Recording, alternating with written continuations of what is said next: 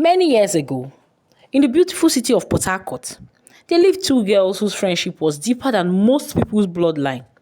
Their names were Chika and Ijoma. They met in junior secondary school on a Monday morning when Chika forgot her locker key and Ijoma offered to share hers. From that day, their bond grew like fire in dry harmattan. They were complete opposites. Chika was soft-spoken, always observing. Ijoma was fire, loud, funny and full of energy. But they understood each other, laughed at the same jokes, fought over pencils, even shared sanitary pads when one was caught off guard. When Ijoma lost her father in SS2, Chika was the one who held her hand through the tears. When Chika's younger brother was admitted at UPTH, it was Ijoma who ran around the ward, buying drugs and fetching hot water. People used to say, these two, if one enters fire, the others will follow. And they meant it because it was real. After university, life tried to scatter them. Different courses, different cities, but their friendship refused to die. They sent long birthday messages, gisted on midnight calls, came back home during holidays to eat roasted yam and oil and argue about who had the better boyfriend. Spoiler alert, neither of them did. Then came adulthood. And adulthood, as usual, changed everything. Ijoma married first. At 23, she became Mrs. Ijoma Okonkwo, wife to one of the most respected businessmen in Port Harcourt. The wedding shook the city, from the event center down to the food. Nothing was small. People came with cameras. The MC wore agbada. The cake had 7 layers. Even local blogs carried the wedding hashtag. Chika stood by her side in orange and gold lace, holding her bouquet, smiling with all her heart. Not once did jealousy cross her mind. When people asked her when her own wedding was coming, she would laugh and say, "No be me first go school. I go marry when God say make I marry." But years passed. Ijoma became richer. She opened a spa, then a boutique. Then she retired from both and started traveling. Her husband bought her a Lexus, then a Range Rover. The housemates changed often, the curtains too, but one thing remained the same: no child. The first year they said it's still early. By year 3, people started whispering. By year 5, her mother-in-law had started tormenting her. And by year 7, even Ijoma didn't know how to pretend anymore. She laughed less, talked less, smiled with her lips, not her eyes. Chika was there through it all. "Your time will come, EJ. You will carry your own one day," she would always say. Meanwhile, Chika was still managing life. She didn't marry early. She wasn't rich, but she was content. At 30, she met Obinna, a civil engineer who worked in Warri but visited often. They didn't have a lavish wedding, just a small church ceremony and a modest reception in her uncle's compound. But it was filled with love, the kind of love that whispered instead of shouting. 1 year later, Chika gave birth to a baby boy. It was a small delivery room, no balloons, just one doctor. She named him Somtochukwu because truly only God knows how it all happened. When Ijoma came visiting, she came like a hurricane. She brought everything from Johnson and Johnson powder to clothes that smelled like Dubai Mall, diaper bags, baby formula, an imported stroller, a gold chain with Somto's initials. Chika couldn't stop smiling. "EJ, this one pass welcome package oh." Ijoma laughed, but her eyes never left the baby. She stayed 5 days, held the child every minute she could, bathed him like it was her own arms she was training. Sometimes Chika would wake in the middle of the night and find Ijoma standing over the crib, just watching Somto sleep. "Are you okay?" Chika asked one night. "I'm fine. I just love him," Ijoma whispered. Chika smiled. She didn't know it then, but something had already shifted. 3 months later, Ijoma came again. This time, Chika's husband had traveled. It was just the two of them. Like old times, they cooked together, watched old Nollywood films, gisted about their classmates and who was now divorced. Then one evening, just as the sun was going down, Ijoma began crying. Softly at first, then deeply. Chika rushed to her. "Ijoma, talk to me. What is it?" Ijoma knelt down. "Please, I want to ask you for something. And I know it's crazy, but just hear me out, please." "I'm listening." The tears came harder. Can you help me? Can you give me a child? Chika blinked. What do you mean? I mean, when next you get pregnant, please let me take the baby. I'll fake my pregnancy. I'll stay out of sight. And when you deliver, you will say your baby died. I'll say I delivered in Abuja. Nobody will suspect anything. Your husband doesn't have to know. There was silence. Then she continued.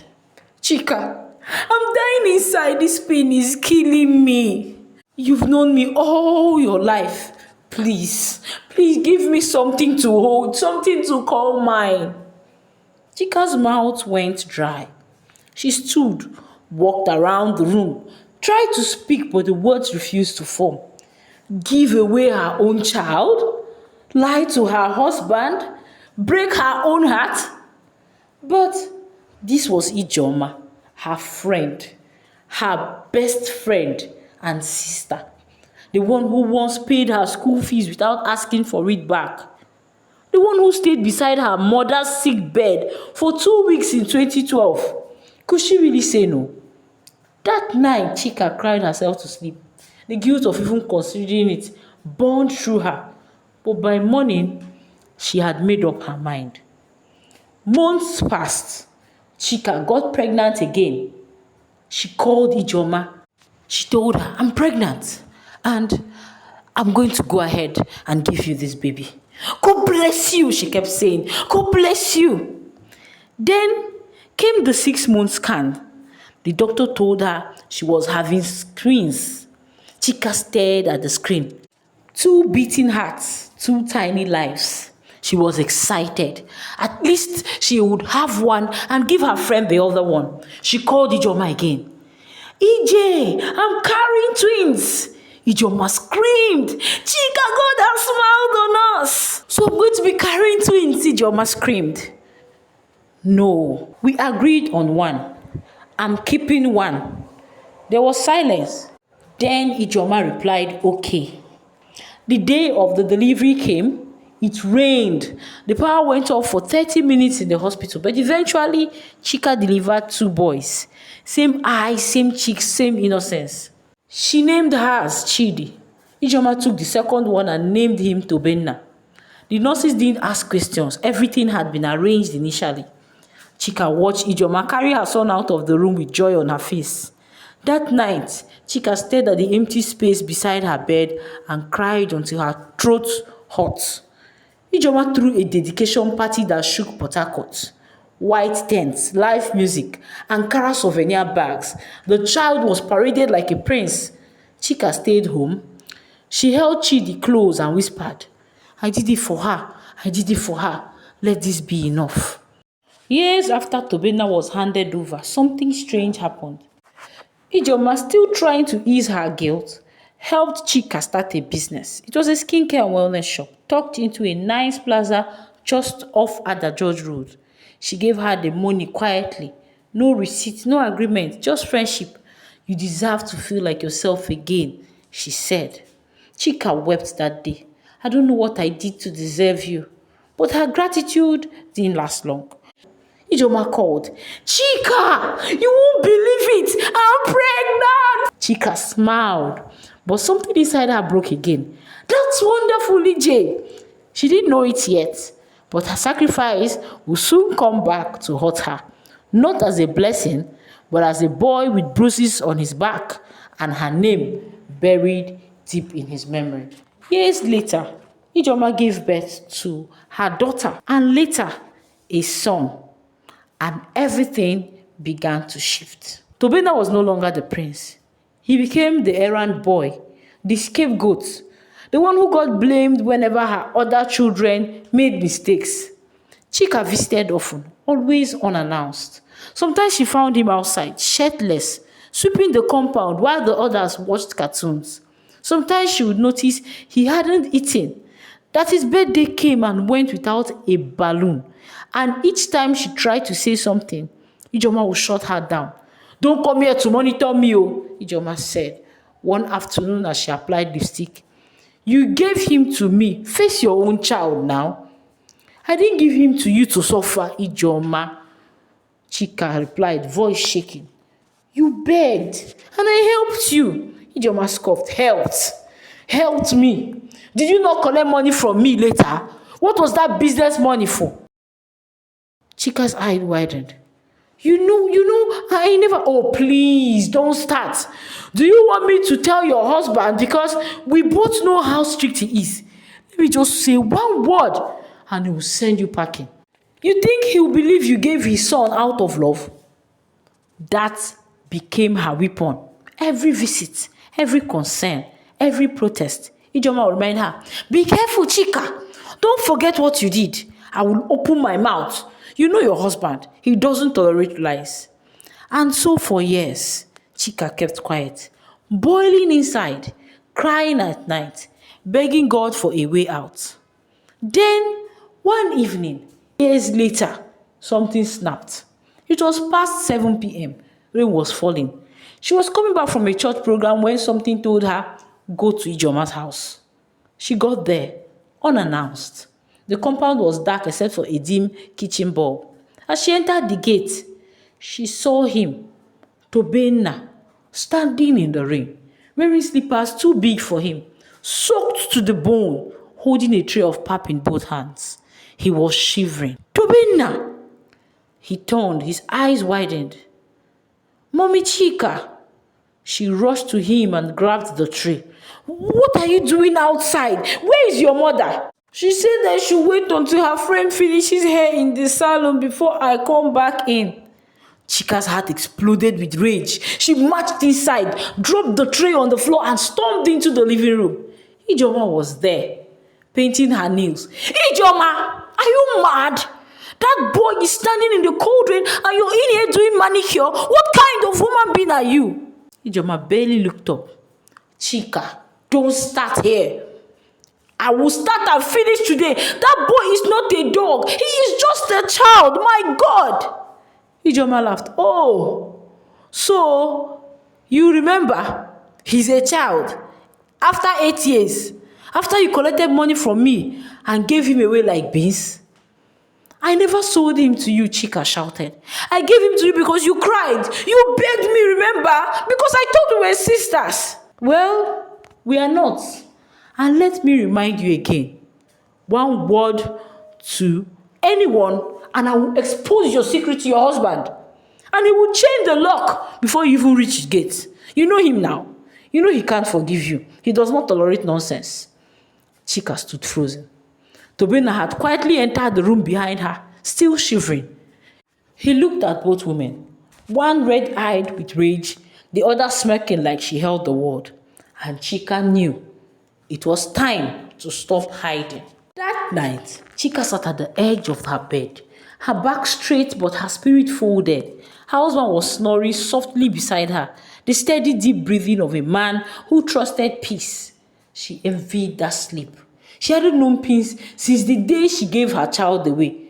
Tobena's face hovered in her mind like a ghost, his cracked lips, his dusty hair, the welts on his back, and most of all, that blank, defeated look in his eyes. He didn't even cry. That was what broke her. A child who has stopped crying is a child who no longer believes anyone is coming. She stood up.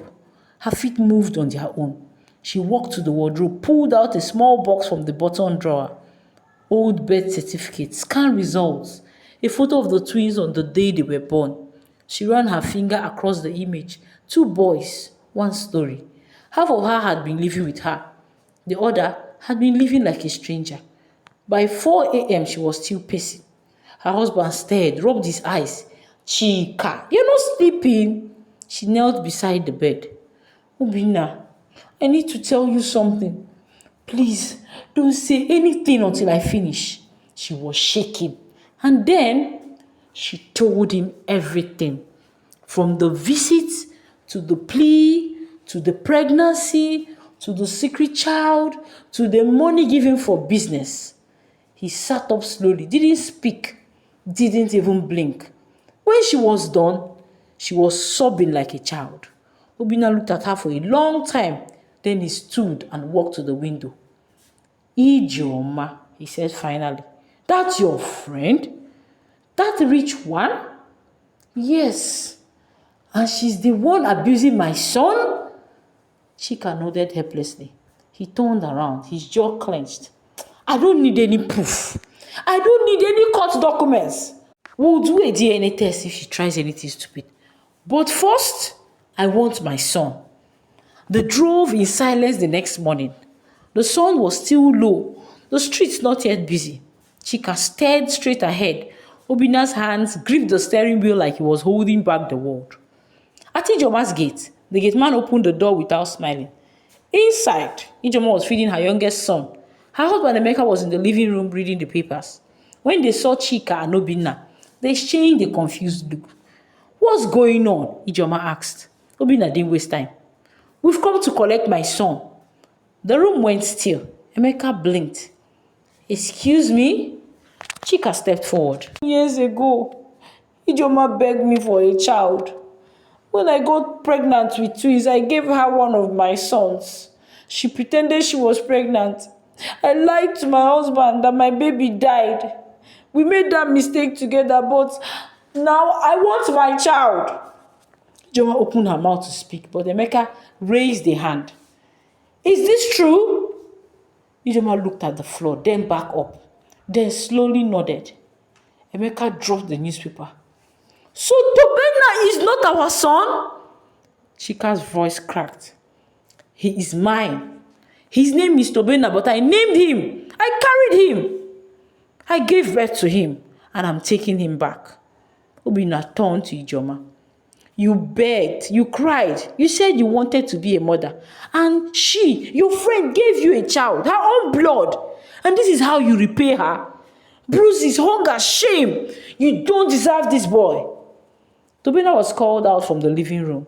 He walked in quietly, holding a plastic bag in his hand. He paused when he saw Chika and Obinna. Then slowly he walked over to Chika. He didn't say anything, just leaned into her body. She picked him up, tears falling freely now. Obinna touched the boy's head gently. My son, he whispered, let's go home and meet your twin brother. The drive home was quiet. Tobena slept in Chika's lap, one small hand curled around her finger. When they got to the house, Chidi came running out. Mommy, who is this? Obinna knelt beside him. This is your twin brother, Chidi blinked. We look alike. Chika laughed through her tears. Yes, my love. That's because he's your twin brother. You've had a brother all along. And now he's home. Adjusting wasn't easy. Tobena was silent all the time. He didn't cry. He didn't play like the other boys. He followed Chidi around like a shadow. He flinched whenever anyone raised their voice. He asked once, am I going to be beaten if I break something? Chika shook her head and hugged him. No, my son. You're safe now. One night, Obinna came into the kitchen where Chika was washing plates. He dried his hands and said, you know, I've made mistakes too. She looked at him. I've been hard on you, too controlling. Maybe if I had been a softer man, you would have told me when all of these things were happening earlier. I'm so sorry. Chika dropped the sponge and cried into his chest. I didn't want to lose you, she whispered. I didn't want to lose myself either, he replied. But I nearly lost my son. They stood like that, in silence, wrapped in the kind of forgiveness that only pain can teach. A month later, Ijoma came to the house. She came alone. No driver, no makeup, no gele. She looked tired. Can we talk? She asked. Chika let her in. They sat in the backyard. I'm sorry, Ijoma said. I know, Chika replied. I lost myself in the joy I thought I deserved. I saw the boy as a symbol of my pain, not a child. Chika nodded. I forgive you, she said, but I can't ever trust you again. You will always be the woman I once called a sister, but never again will you be my friend. Ijoma looked down. I understand. She stood to leave. As she reached the gate, she turned. Thank you for giving me a reason to believe. I just didn't know how to keep it. Tobena thrived. He started talking more, smiling more, laughing with Chidi, chasing kites, spilling juice and not flinching when he did. His birthday came, and for the first time in his life, someone threw him a party. He cried when they bought the cake. Why are you crying? Chika asked. Because this is the first cake with my name on it, he whispered. Chika often sat and watched them, the two boys side by side, different scars, same smile, same look. She would hold their baby photo and whisper, I almost lost you, but God kept you for me. And when people asked what happened to her friendship with Madam Ijoma, she would just smile and say, sometimes even a good heart can make a dangerous promise, but thank God for second chances. Years passed. The wounds faded slowly, not because they didn't run deep, but because love showed up every time to bandage them. Tobena grew. At first, he was quiet, careful, the kind of child who watched the world before stepping into it. But over time, he began to laugh again. Not the laugh of someone who forgot pain, but of someone who refused to let pain win. He and Chidi became best of friends because they knew they were brothers. They went to the same school, used the same desk, had the same voice, but just a key apart. And when they found out the full truth, that they were twins, they hugged each other and said, no wonder! Chika watched her sons grow like palm trees after a long drought. She often sat in the backyard watching them race their bicycles and thought, I could have lost both of them. She still saw Ijoma sometimes at church, at weddings. The woman always looked fine, polished, polite, but their conversations never went beyond greetings. There are friendships that come like rivers, some dry up, some become ocean scars. Hers with Ijoma had become history. At 16, Tobena won a National Science Award. At 18, he got a scholarship to study in Canada. Before he left, they held a small send-off party. He stood to speak. His voice was calm, measured, the way his father's used to be when he didn't want to shout, but wanted to be heard. I know how I came into this world, he said. Person. I know what was taken from me and what was later returned. But I also know this. I am not bitter. Because what was meant for me found me. And the woman who gave me life also gave me back my name. Chika cried. Tobina hugged her after the speech. Mommy, he said softly, thank you for coming back for me. And as the plane took off that evening to Canada, Chika stood by the window, holding a photo of her sons, one born for her, one returned to her, both carried by grace. She whispered to herself, I made a mistake, but God still wrote a beautiful story out of it. The end. Wow! What a story! A woman gave her child to her best friend out of love, only to watch that same friend treat the child like a stranger. But in the end, what was meant for that boy, love, peace, identity, still found him. And the mother who thought she had lost him got a second chance. Sometimes we make decisions from a place of love, but love without wisdom, it can hurt. Even so, grace finds a way. Now let me ask you, if you were Chika, could you have done what she did? And do you think Ijoma truly regretted her actions, or she was just sorry she got caught? And if you were Tobina, would you ever forgive? Please drop your thoughts in the comment section. I'm sure I'm going to reply all of them. If this story touched you, please like this video, share it with someone, and most importantly, subscribe to this channel. It's free. You won't be charged. It helps me create stories that make us feel, think, and heal. Thank you so much for watching. Until next time, always remember, sometimes, even after all the pain, love still wins. Thank you. See you in the next one. Bye.